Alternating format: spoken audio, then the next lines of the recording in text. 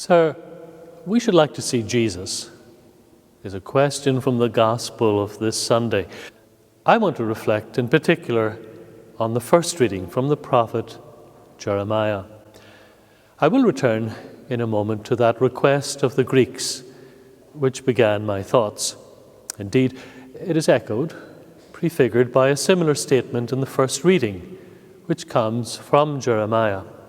Here in chapter 31, the Lord, through the mouthpiece of his prophet, is promising a new covenant to his people. It's always important to remember that a covenant is something God does, that God makes with his people. When the waters of the flood receded, God made a rainbow shine in the sky as a mark of a new covenant with his people. And when Moses brought the tablets of stone down the mountain, here was a newer covenant. The text of Jeremiah refers to this event.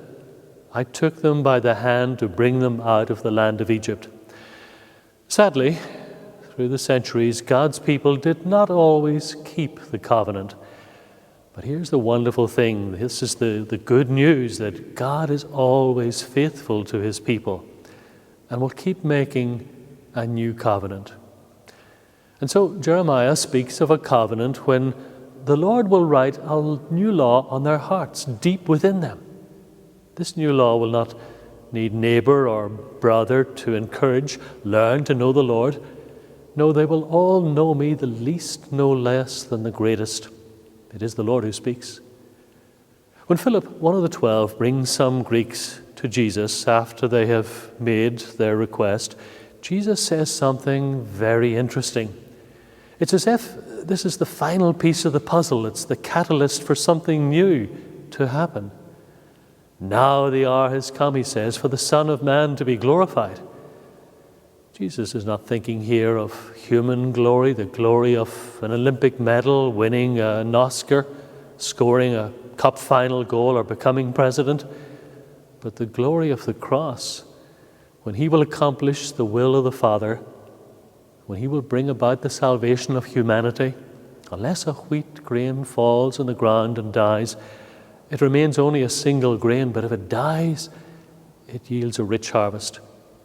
That is why we can say that Jeremiah, writing 6 centuries before Christ, writing from Babylon, "Oh, how could we sing the Lord's song in a strange land by the waters of Babylon? We sat and wept," the psalmist cries, that Jeremiah in the Spirit can foresee this moment when the Greeks will ask Philip and make the request to Jesus. And Jeremiah will know that the ultimate covenant, God's last word and testament, is Jesus.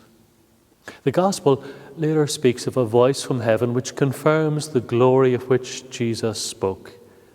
Then Jesus, speaking also in the Spirit, looks ahead to Calvary, as we do next week, and gives us those prophetic words of victory. "And when I am lifted up from the earth, I shall draw all people to myself." Or as Jeremiah put it, learn to know the Lord.